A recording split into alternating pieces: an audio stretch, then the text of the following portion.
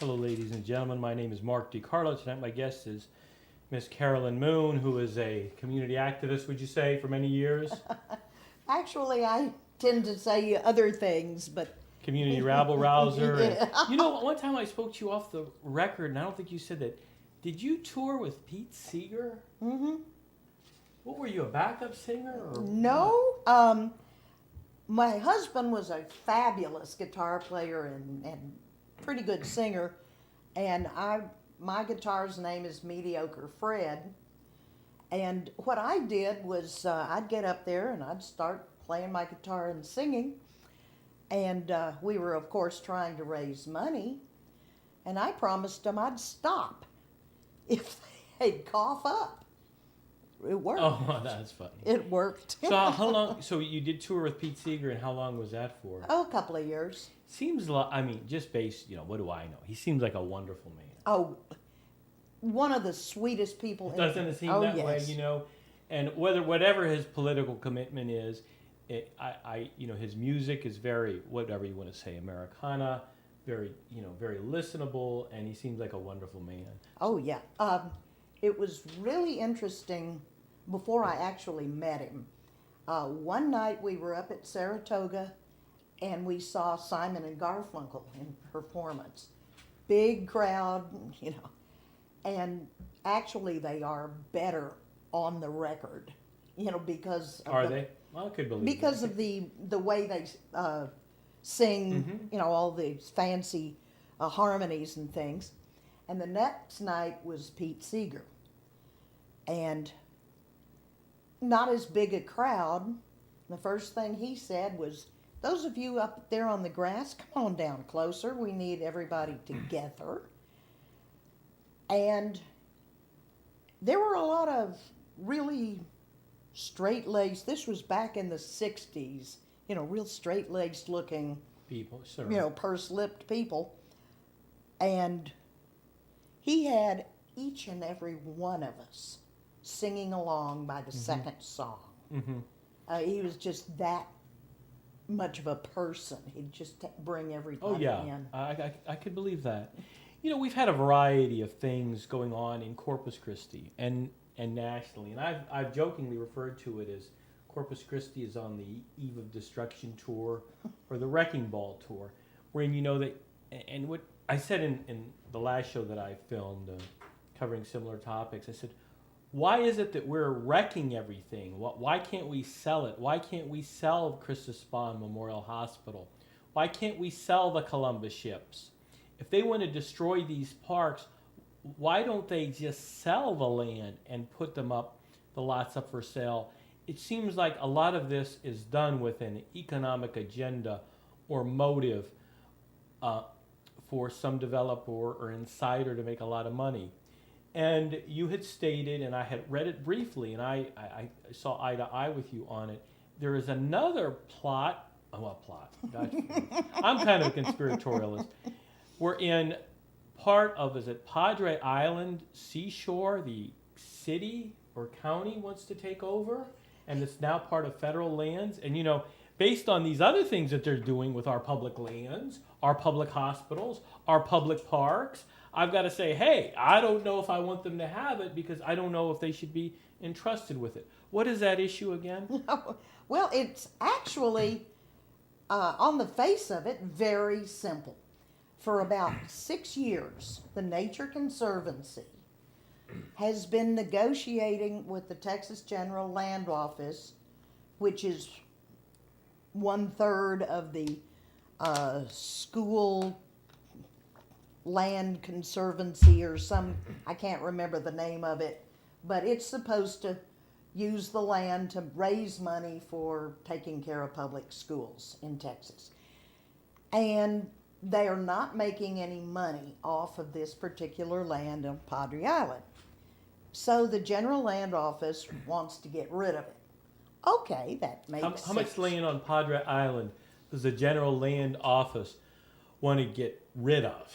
3,600 acres. That's a lot of acres. Yeah, it is. It's about 5 miles along the beach, and then all the way through across the island to the Laguna Madre.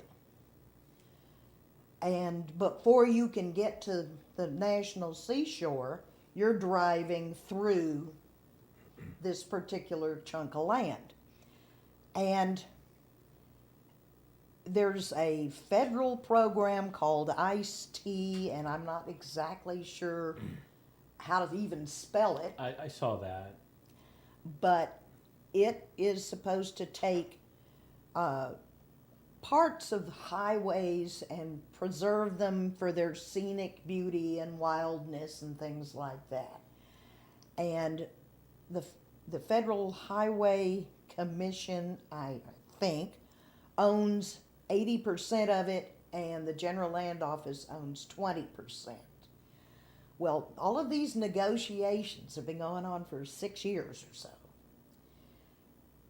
And the school funds were happy, and the GLO was happy, and the feds were happy. And then last October, there was this little weird government shutdown. And while that was going on, the Padre Island Moon, which is a little weekly newspaper, started printing that when the Nature Conservancy bought the land, they planned to turn it over to the National Seashore. Well, that makes good sense. It's right north of the National Seashore property, and they're already in practice preserving parts of Padre Island. Well, they didn't have a superintendent at the time, so some news person, I guess from the Moon, went and asked someone out at the National Seashore, well, what'll you do? And the guy said, well, I guess we'll just pick up the bollards and move them. Well, there is a part of the beach north of the National Seashore that is part of the National Seashore, but it's not inside the pay-for-it park. It's just a little extra, about 1.5 miles. What the guy meant was they're going to pick up the bollards from the end of there that says this is the National Seashore and this isn't, but you can drive right through it and move them down to there. You know, big deal. Well, a conspiracy arose. The National Seashore was going to cut off beach access to all the fishermen and all the beachgoers, and start charging to go down there, and and a giant hoorah. And of course, the federal government can't say anything because they're closed. So the Rochelle Foundation comes in and says, well, we'll buy it instead and give it to Nueces County. And that's where the why starts coming in. So who's the Rochelle Foundation? What is that? That's just a foundation of, you don't know. It's actually pretty much the first I'd ever heard of it. But it's been around for a long time, and they give huge money to. Okay, so this is 3,600 acres that they intend to buy and give to Nueces County, and some people who are involved in the environment or whatever, activists, even though we may live in the county, are not necessarily in favor of this, and because I don't know if we could be, God forbid, I don't know if we could be trusted. Well, I agree with we can't be trusted. I hate to, I mean, you know, I was just saying on the last show I did with Homer show, I said, look, one of our hospitals was named Memorial Hospital. Then we had Memorial Coliseum. I guess those aren't very good memorials. I mean, you know, we want them dead. They tore them down. They tore them down like nobody's business, or intend to tear the other one down. Yeah. Well, this is speculation on my personal part. Right. Okay. There has been clamor in the development community for another causeway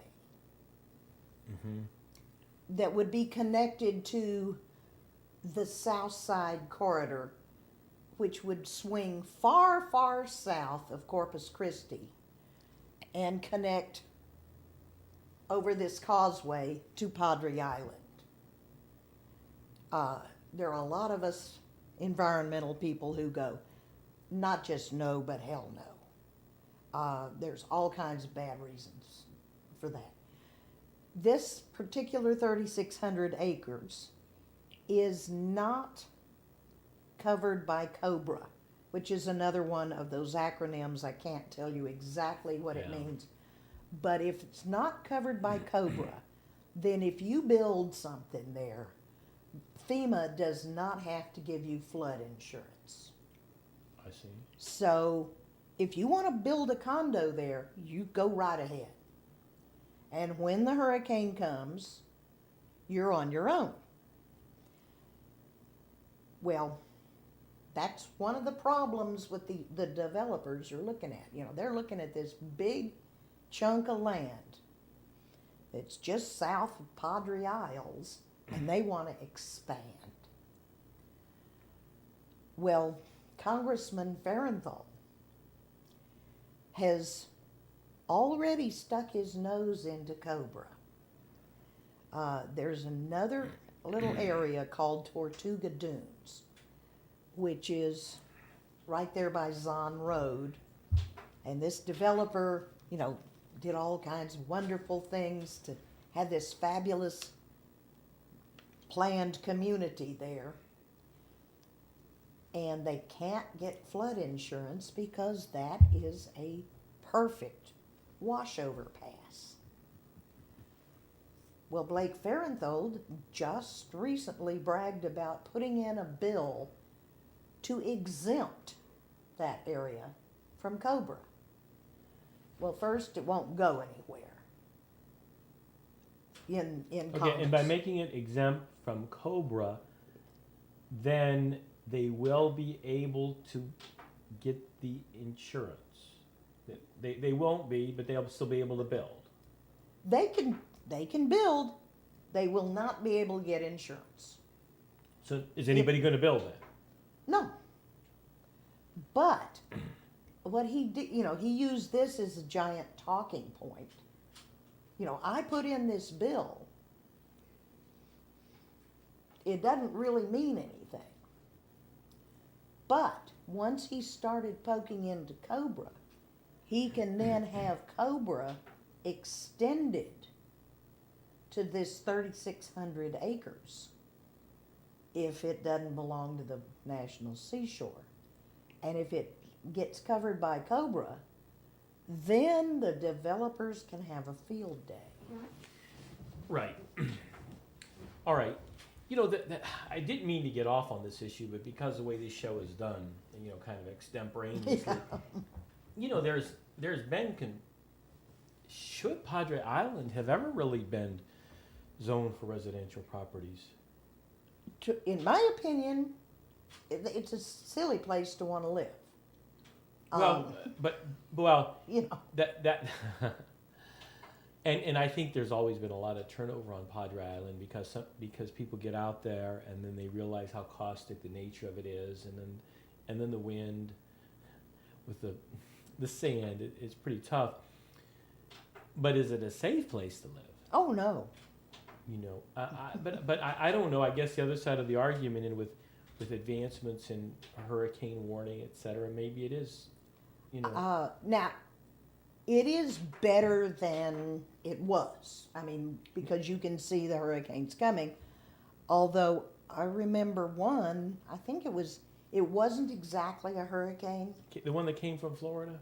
And No. Flooded the causeway, and then. It actually, for a long time, we called it the Great Miami Mistake, because Miami was caring a lot more about a real hurricane that blew over them at the time.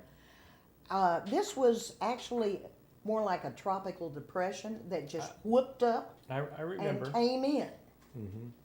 And, you know, no warning. Well, I think I didn't think my memory from that, and was that 20 years ago maybe? Even longer. Okay, maybe 25. Mm-hmm. We didn't expect the results that we got, and then the causeway became unpassable from water, and there was some issue regarding people being trapped on the island, Yeah. etc. Is that what? Yeah. And, these things can blow up pretty fast. Even the rain Tuesday. That wasn't expected, was it? Not really, no. Right. And looking at the satellite and radar, if it had gotten a little bit more spin, it would have been a depression pretty quickly. Well, and this is an aside really, again, I didn't want to get off on this, but I think that Padre Island's basically they call it a barrier island, which is basically a sandbar to speak of. And I think everything could sink, right? Well, no, actually what happened, in fact, it has already happened. I believe it was Hurricane Carla, basically picked up the whole island and moved it back a few feet. Is that right? Yeah. Yeah, that was, Well, what happened was all the sand just sort of shoved back. But were there no houses on that island at that time? Not really, no. So on this issue regarding this 3,600 acres on Padre Island that we're afraid that Nueces County may take over and then may give to, unfortunately, the developers or contractors. Eventually. Now, there are a few blocks to that. First of all, they haven't been offered the property. They just passed a resolution saying they'd take it if they were offered. Second, it is in Clayburgh County, not Nueces County. And Nueces County and Clayburgh County too, neither one of them have the money to take care of it. Right now, if you walk out there, you'll find all kinds of, spent shotgun shells and rifle shells. People are riding ATVs over the dunes and stuff like that. It is not being protected. Either federally? Or no, it doesn't belong to the feds right now. And who does it belong to right now? Right now, it belongs to the General Land Office or the school board. The General Land Office of the state? Of the state of Texas. Well, it's kind of complicated. Okay. Nobody's really responsible for taking care of it. But there are all kinds of deed restrictions that say you can't do anything to it, like build more roads or something through it. But there's nobody directed to send the cops down to arrest people who are driving over the dunes. Well, that wears the dunes down, and so when the hurricane comes, there's less protection. Okay. So you don't want Nueces County to have it. Who do you want to have it? What do you think? I want it to go back to the original plan, which is the Nature Conservancy buys it and gives it to the National Seashore. If they do that, immediately there are police. Okay. But it is also, to the other side of it is the National Seashore. You go down to South Padre Island, towards Brownsville, it seems like their commercial development is superior to what it is here.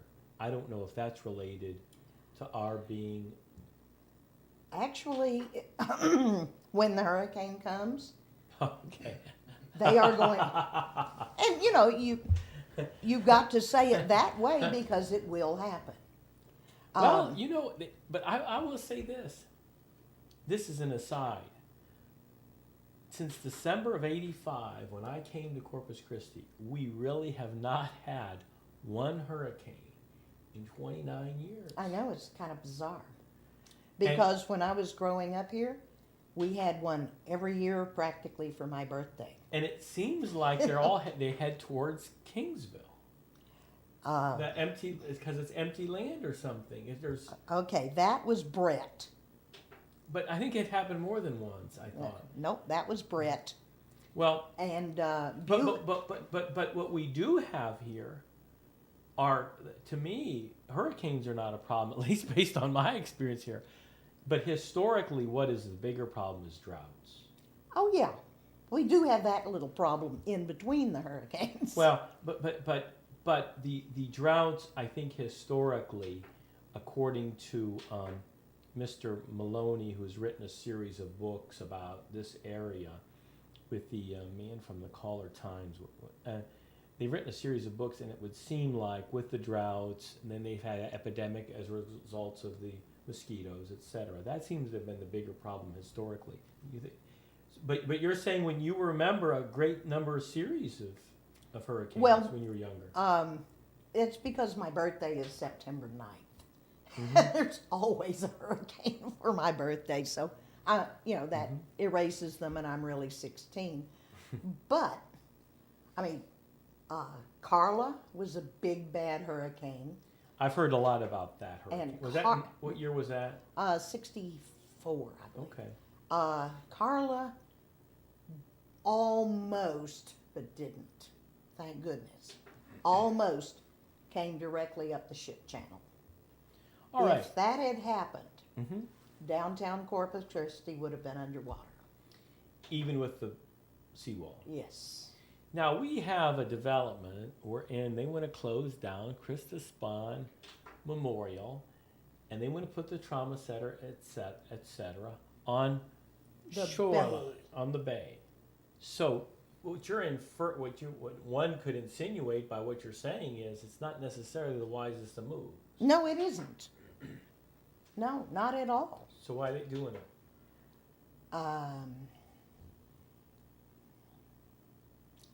I think that Krista Spahn really is looking to consolidate its power and make more money, which to me isn't supposed to be the point of a religious hospital. I mean, I thought the point was to take care of people.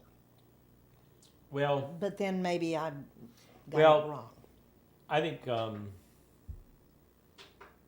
the other issue regarding the relocation of Christa Spahn Memorial to Christa Spahn Shoreline is there's a variety of issues, including the accessibility of the hospital. Obviously, you don't have accessibility where the bay is. No, Accessibility to the highway system. when they finish messing up Shoreline, Mm-hmm. getting to the hospital from Interstate 37 is going to be worse.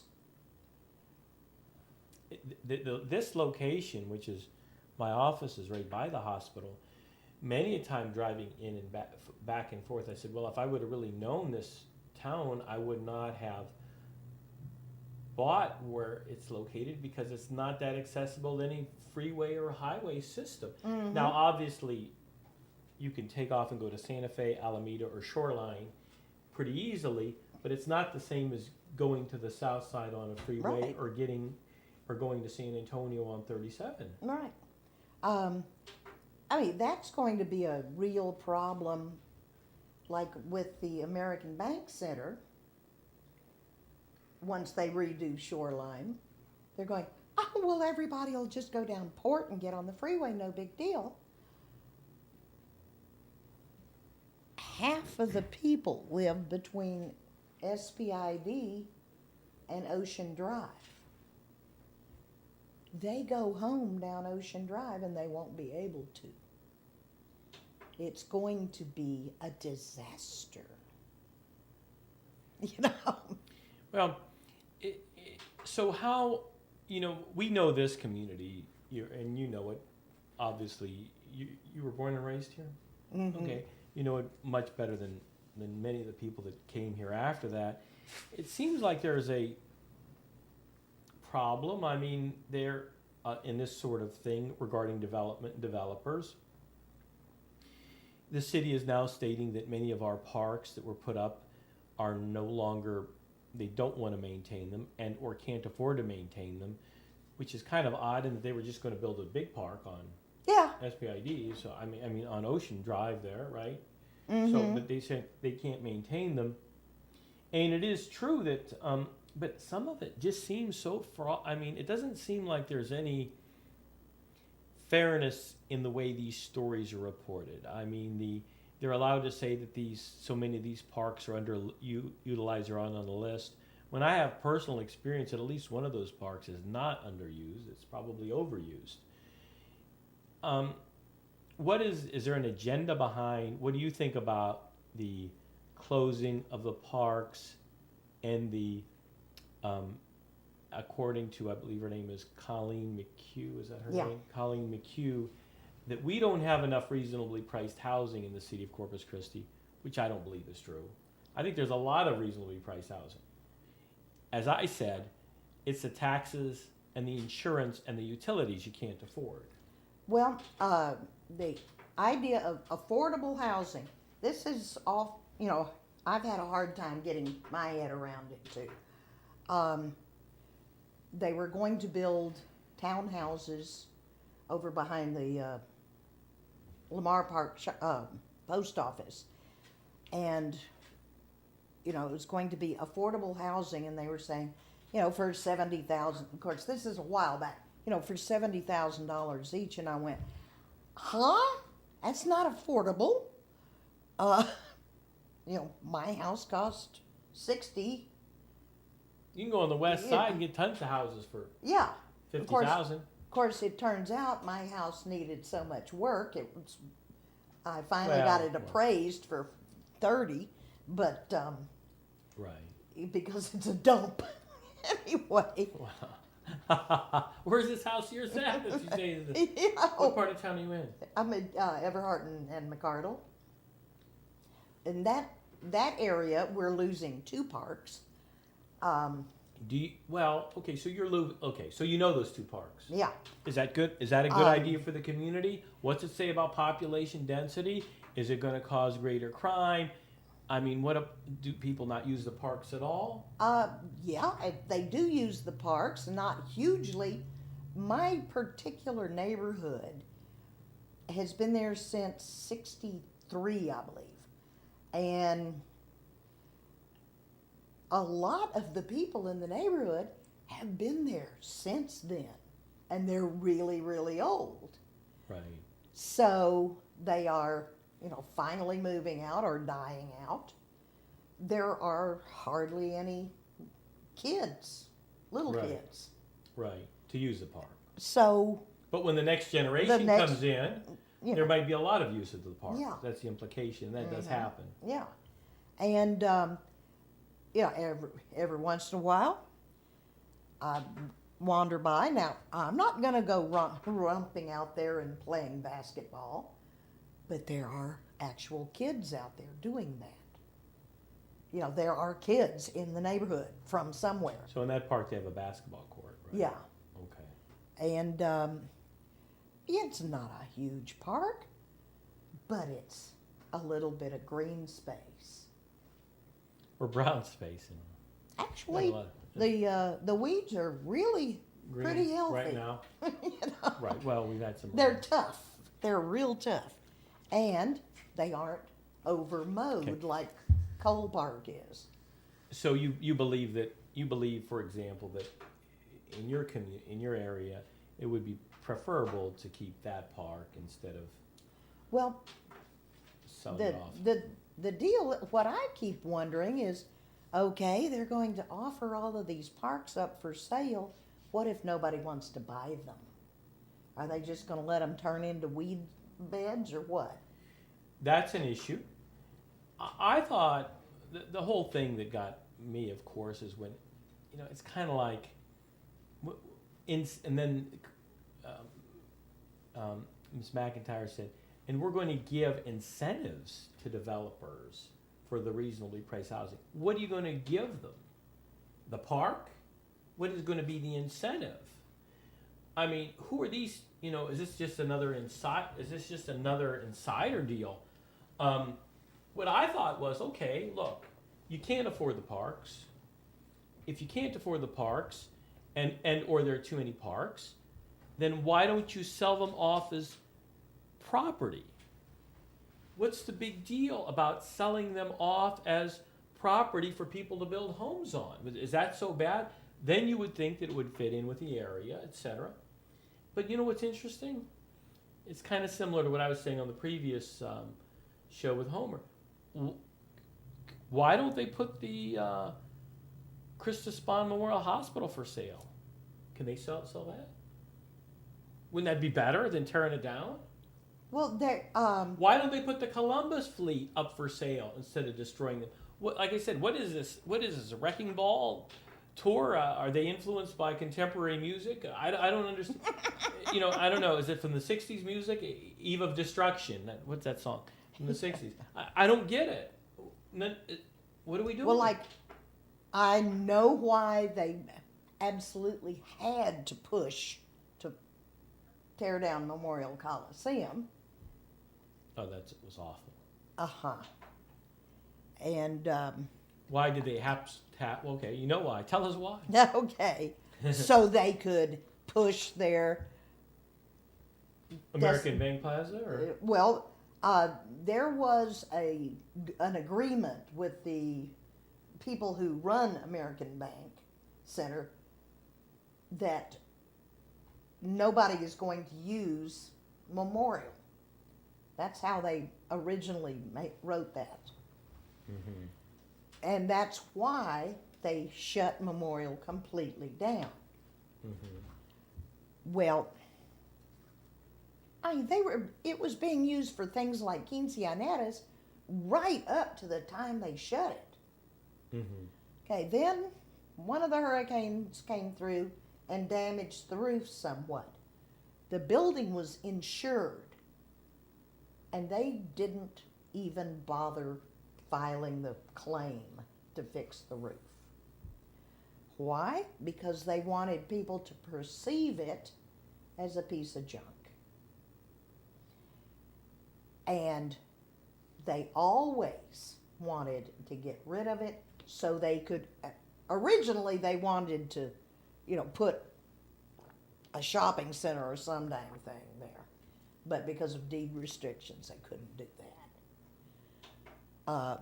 Is it for sale now, the land? No. They would have to have, actually, I believe all of the parks that they want to get rid of also have to be up for a vote with the people, not with the city council. So, I think that's required to get rid of parkland.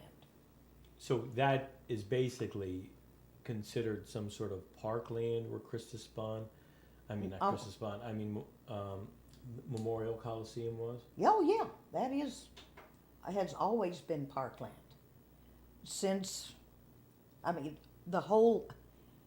somebody suggested even that the one shoreline was not supposed to be allowed to be built because it's on parkland, but oh well.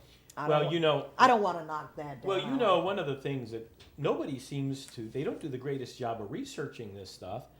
My limited research, as I'm a lawyer and my mother owns a home across from one of those parks, I'm researching it and I said, well, I don't think they can do that. And I think that would be like constructive eminent domain. In other words, they would have to pay her for the reduction in her property value.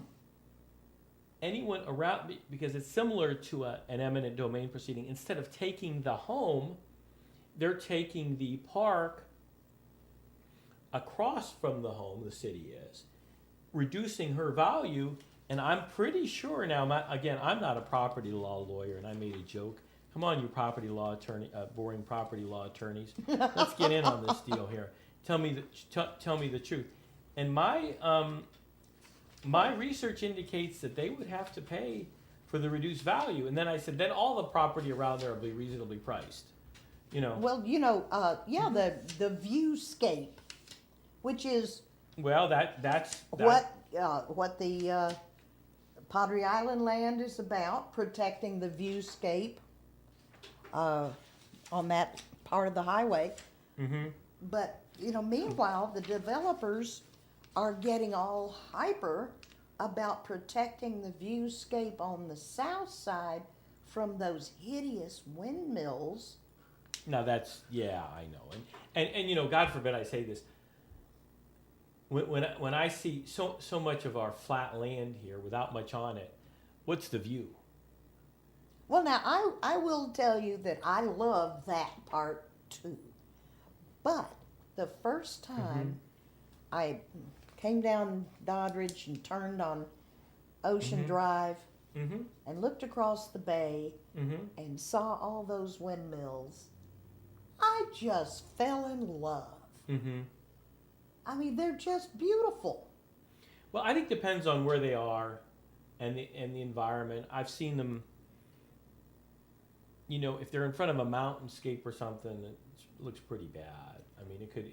I fell in love going out Interstate 10. When all of a sudden they just appear all over the mountains. I found that law that I was referring to regarding the parks, and again, I guess we should. Again, I'm not a property law. If the government knows that specific damage is substantially certain to result from its conduct, then takings liability may arise even when the government did not particularly desire the property to be damaged. If it knows that a specific act is causing identifiable harm, or knows that the specific property is substantially certain to result from an unauthorized government action, that is, the damage is necessarily an incident to or necessarily a consequential result of the government action. So, I mean, all these people with these homes across from these parks, they say, I bought a home across from a park.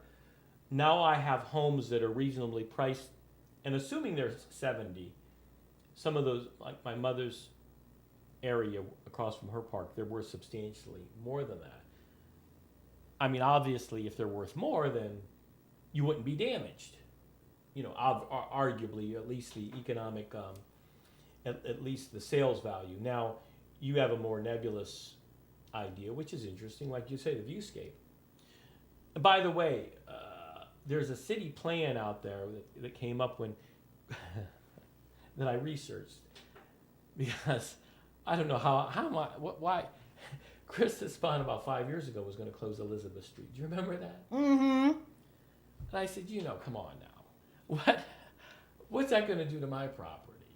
And then there's a city plan, and I haven't researched it again. Oh, they closed, what was it, 2nd Street instead? Yeah, they closed 2nd. They wanted them both. Yeah. But then they didn't close Elizabeth Street. I said, now come on now, what's that got to do to the value of my property? And of course, they don't pay any taxes. No. Chris Despond. I mean, I researched that too. I mean, I knew they weren't supposed to because they were, nonprofit facility. But I researched it 000 under the appraisal district. Mm-hmm. And so basically, there's a plan in place that they're supposed to be abiding by for shoreline diversity, tourists, and instead what we have is this ever-encroaching large hospital. I said, how's that diversity? The medical establishment. And the tourists are just delighted. Yeah, they're delighted to see a big hospital, right? So, whatever. I guess these plans are put in place and then they're ignored, and Oh yeah. Once a special interest comes in and wants to do something. Like they were having these meetings on the next big plan for the city, and and then they'll bind it up really nicely in a notebook and put it on the shelf next to the rest of them. Isn't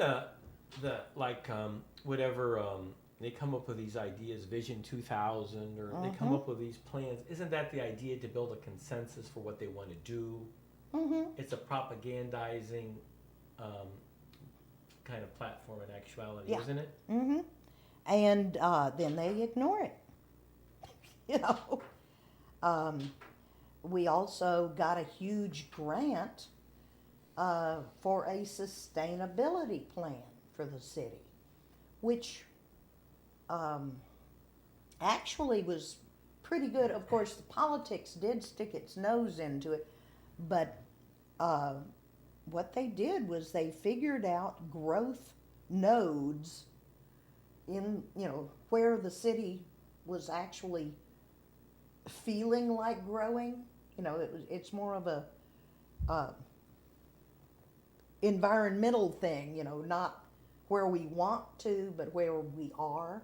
Mm-hmm. Like if we're having protests, we don't go in front of City Hall or anywhere. We go to the corner of SBID and Staples because that is actually the center of the city, and that's where the traffic is, and that's where we'll get noticed.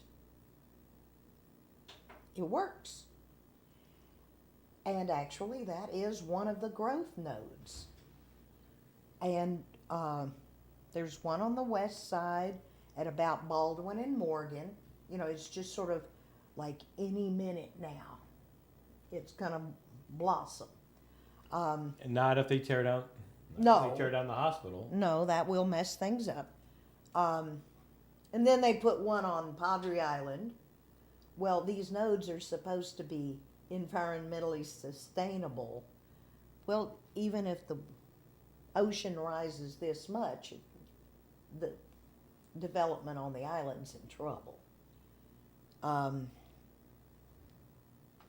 there's some projections of that allegedly with global warming, whether or not it's going to occur. Oh, it's just happening. I mean, like further north, they've been pumping stuff, oil, gas, and water out of the ground for so long. The ocean isn't necessarily rising; the land is sinking. Well, though, interestingly enough, I gotta say, because you mentioned the windmills, I had read an article that said that as this wind goes through these windmills, the wind slows, and it will have an effect on the atmosphere as well.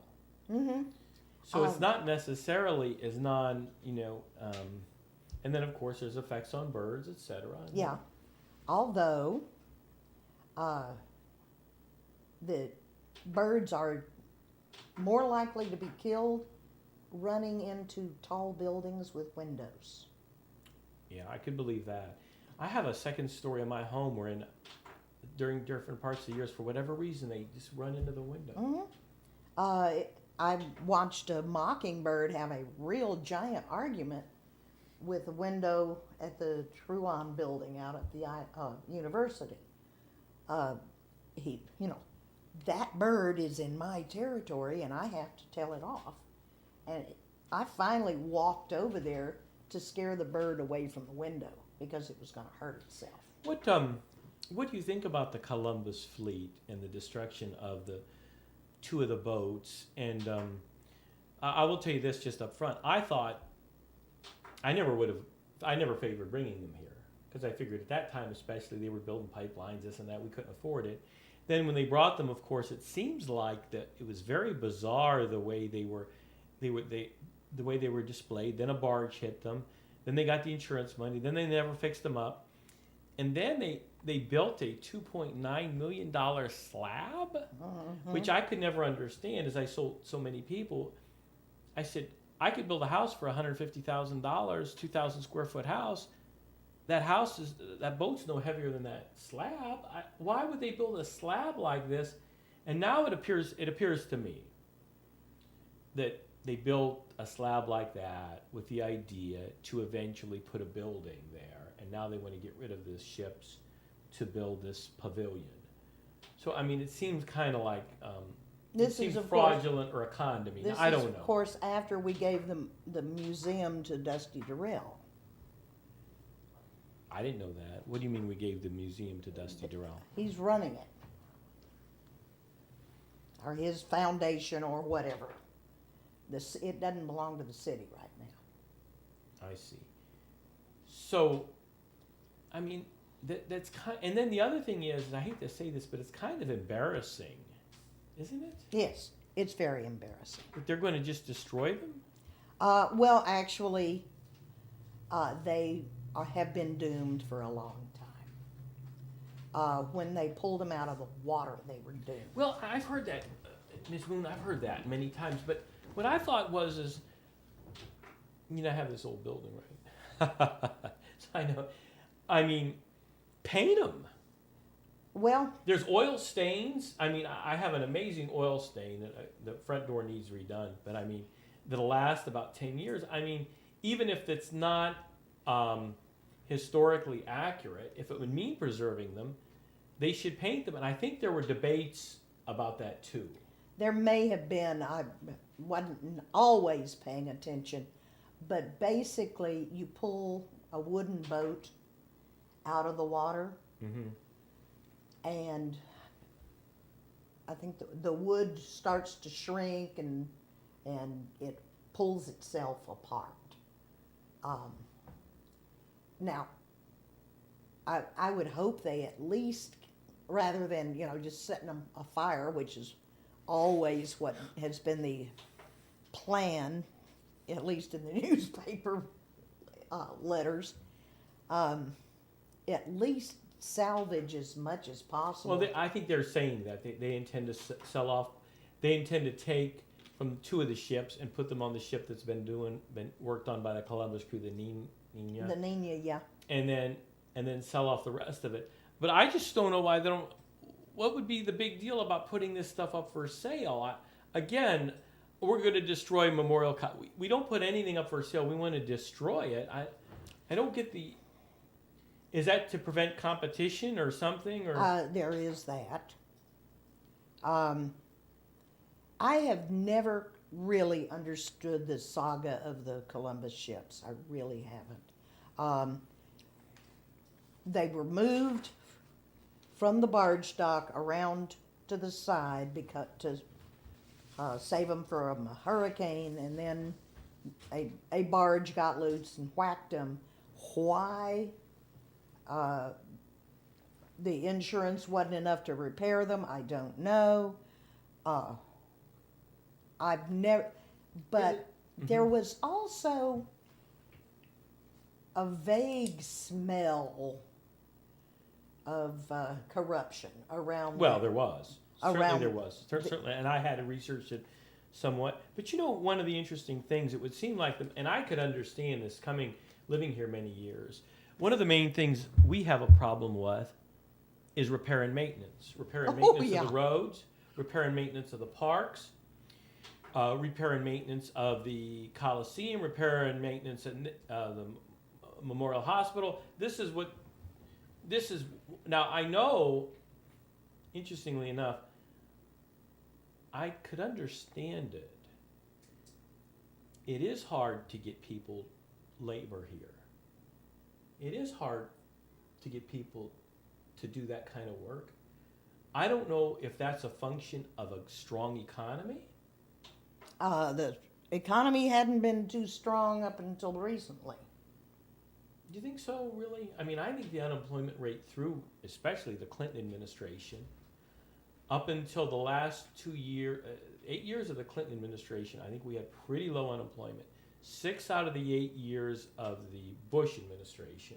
Then, of course, we had the long recession from, which I could editorialize about, the cause of 2 unnecessary wars, a fraud on Wall Street, etc. But I'll forbear the audience. But at any rate, through whenever that was, 2006 through maybe 2010, things got bad. Is that about right? Mm-hmm. So what? Well, then, what would you say? What is the reason that we can't seem to repair and maintain our parks, or repair and maintain our roads, Well, or repair and maintain buildings, which they always want to tear down? What is the reason, or is it just you a fraud? remember back in 1980, especially then, Mm-hmm. when Reagan was around, Mm-hmm. and we just hate taxes with a purple passion. And that has been going on ever since. They oh, well, we're not going to raise taxes. Well, that's an issue, and the government issue. As I made a comment to you on the internet. Look, pick up the possums. Look, fix the parks.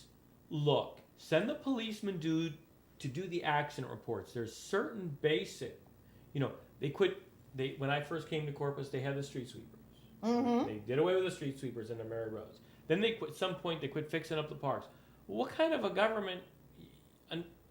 But here we have a paradox. We can't say that we're not highly taxed. I don't know for sure, because I don't have any real comparison to anywhere else.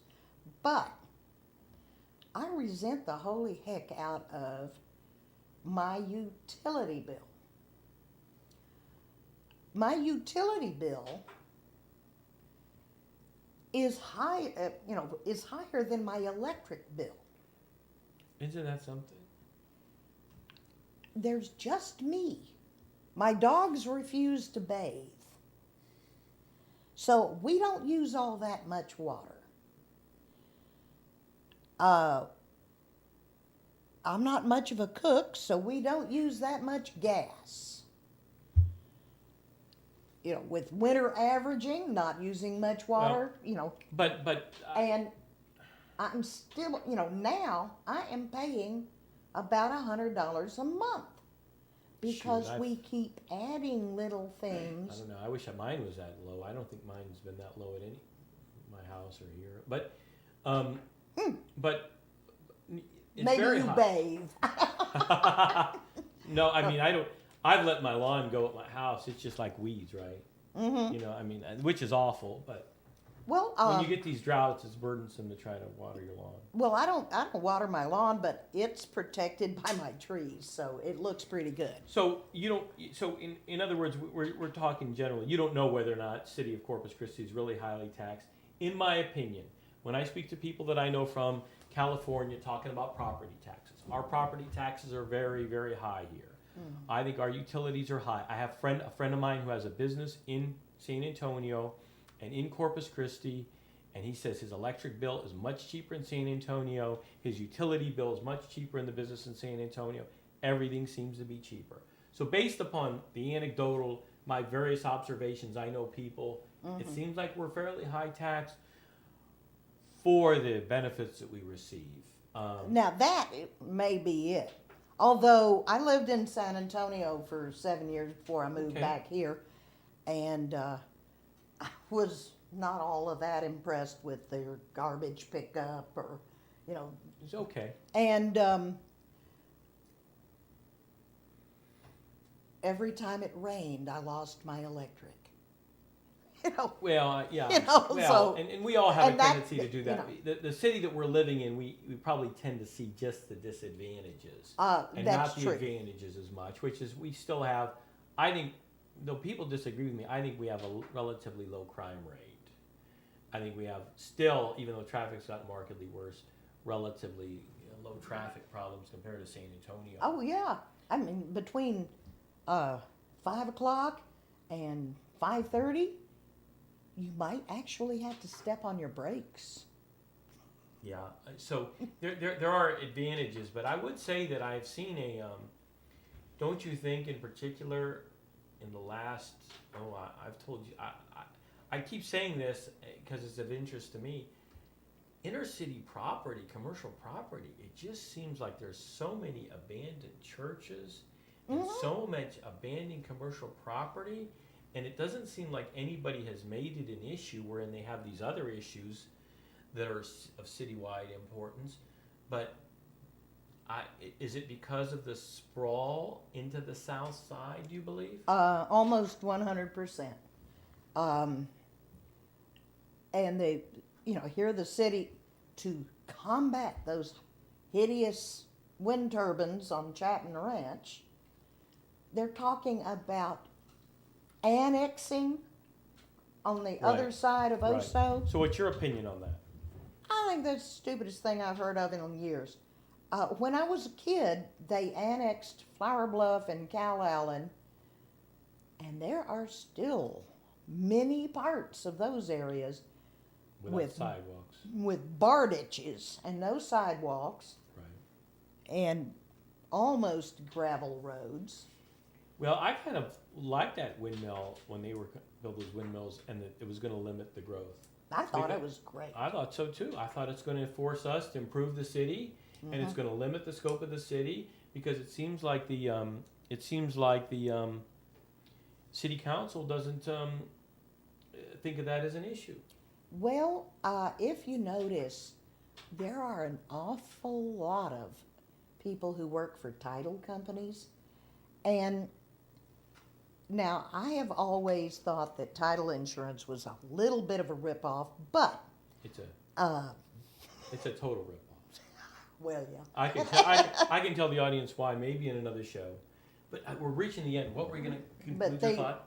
The thing is, the title companies are much happier searching a family farm title and then dividing it up into house farms It's just more profitable for them. and then selling each house the exact same service, and then of course selling them insurance in case they did a bad job.